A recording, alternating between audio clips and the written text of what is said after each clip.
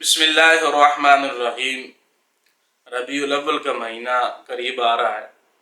بہت ساری ویڈیوز احباب نے بھیجی، تو سوچا یہ ہے کہ کس کس کا جواب دے بندہ۔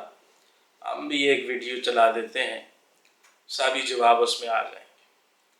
بھائی پہلی بات یہ سمجھنے کی ہے کہ آپ صلی اللہ علیہ وسلم کی ولادت پر خوشی منانا یقیناً کوئی بھی مسلمان اس خوشی کے بغیر نہیں رہ سکتا۔ سب ہی مسلمانوں کو خوشی ہے اور ہونی بھی چاہیے، لیکن آپ صلی اللہ علیہ وسلم کی ولادت پر خوشی کا طریقہ، یہ مروجہ جو چیزیں ہم نے شروع کر دی ہیں، آیا ان چیزوں کا بھی اسلام کے ساتھ یا شریعت مصطفیٰ صلی اللہ علیہ وسلم کے ساتھ کوئی تعلق یا واسطہ ہے یا نہیں؟ عموماً ربیع الاول میں جو کچھ ہوتا ہے وہ میرے بیان کرنے کی ضرورت نہیں، ہر عام و خاص کے علم میں ہے۔ کیا کچھ خرافات، کیا کچھ بدعات، رسومات، پورا ملک ہی ڈوبا ہوتا ہے فساد میں۔ اب میں ایک ایک چیز کی تعین کروں تو بہت بڑا وقت لگ جائے گا، اور اتنی لمبی ویڈیو دیکھنے کا ٹائم شاید ہمارے مسلمانوں کے پاس نہ ہو۔ بہرحال میں اختصار سے یہ عرض کر رہا ہوں۔ پہلی بات، ربیع الاول میں پہاڑیاں بنانی، مدینہ کے عکس بنانے، پھر گلیوں میں یہ کام کرنا۔ میرا سوال اتنا ہے کہ یہ جو گلیوں میں مدینہ کی پہاڑیاں، بعض اوقات عکس مسجد کے، یا بعض اوقات چھوٹے چھوٹے جانور لا کر جو ہے وہ ایک مورتیاں سی بنا کر رکھی ہوتی ہیں، کیا شریعت میں یہ چیز درست ہے؟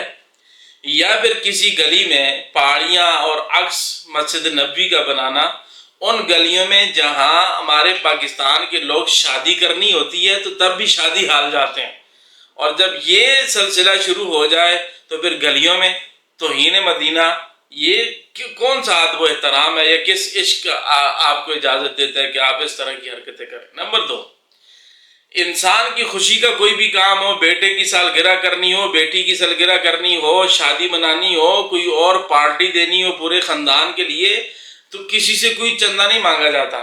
اتنے ہم گٹیا ہو گئے ہیں، چھوٹے چھوٹے بچوں کو گلیوں میں، بازاروں میں وہ جو پلیٹیں لپڑی ہوئی ہیں اور کھڑے ہیں، جی ہم نے یہ کرنا ہے، میلاد پہ خوشی کرنی ہے، یہ کرنی ہے، اور چندہ دیتے جائیں۔ یار ڈوب کر مرنا چاہیے۔ ہم اپنے خوشیوں کے لیے تو اس طرح کی حرکتیں نہ کریں، ہماری غیرت جوش میں آ جائے اور پاک پیغمبر صلی اللہ علیہ وسلم کا نام استعمال کرے صرف پہاڑیاں بنانے کے لیے، اور چھوٹے چھوٹے بچے ان کو مانگنے کی عادت ڈال دی اور بٹھا دی روڈوں پر، ہر آنے جانے والے کے آگے وہ ہاتھ جو ہے نا پھیلا رہے ہوتے ہیں۔ یہ کس شریعت کا تعلق ہے؟ پھر اسی طرح بڑے بڑے عکس بنائیں گے اور جلوسوں کی شکل میں جائیں گے، یہ کس شریعت سے ثابت ہے بھائی؟ آپ صلی اللہ علیہ وسلم کی ایک حدیث ہے، کم از کم 56 کتابوں میں موجود ہے، 56 کتابوں میں، کہ آپ صلی اللہ علیہ وسلم نے فرمایا جس عمل پر ہمارا عمل موجود نہیں ہے، اس عمل سے مجھ محمد کا کوئی واسطہ تعلق نہیں ہے۔ تو اس لیے ہمیں خوشی بھی وہ منانی چاہیے جس کے اسلام نے ہمیں اجازت دی ہے، اور پھر اتنی فضول خرچیاں، فضول پیسہ لگایا جاتا ہے جس کی انتہائی کوئی نہیں۔ پھر بعض جگہ پر میں نے خود دیکھا ہے، باقاعدہ مشاہدے کے لیے نکلا ہوں، داڑھی کا مذاق اڑایا جاتا ہے، نوجوان سفید داڑیاں پہن کر، اور کیا کیا حرکتیں، ڈھول کی تھاپ پر کیا کچھ ہو رہا ہوتا ہے، چمٹے بجائے جا رہے ہوتے ہیں۔ اور بھائی اللہ کے نبی صلی اللہ علیہ وسلم کی حدیث نہیں پڑھی؟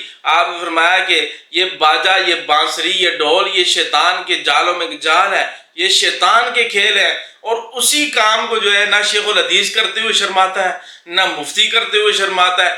آگے آگے شیخ الحدیث صاحب، خطیب صاحب، مفتی صاحب، عالم صاحب، اور پیچھے پیچھے میراثیوں کی دھول کی تھاپ۔ مطلب یہ ہے کہ یہ میراثی ہیں، یا یار وہ تیسری مخلوق کے ساتھ واسطہ الگ رکھتے ہو؟ اللہ کے نبی صلی اللہ علیہ وسلم آئے ان چیزوں کو ختم کرنے کے لیے، اور آپ ماشاءاللہ جو ہے ممبر و محراب کے وارث اٹھ کر شروع ہو چکے ہیں ان چیزوں پر۔ تو خدا را کچھ سوچیں، اپنے پاک پیغمبر صلی اللہ علیہ وسلم کی سنتوں کو زندہ کریں، نہ کہ سنتوں کے ساتھ مذاق کریں۔ اس لیے ہمیں ان چیزوں سے بچنا چاہیے۔ اللہ تعالیٰ ہمیں عمل کی توفیق دے۔